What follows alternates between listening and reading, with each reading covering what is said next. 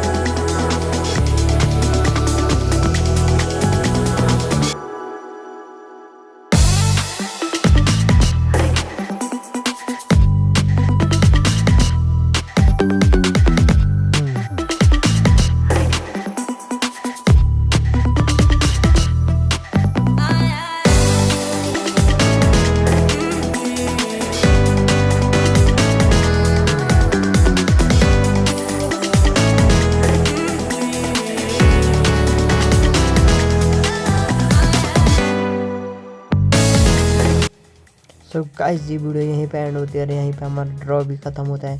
तो I hope अगर आपको वीडियो अच्छी लगी हो तो लाइक कीजिएगा, चैनल पे नए हो तो सब्सक्राइब कीजिएगा। Thank you so much for watching, bye.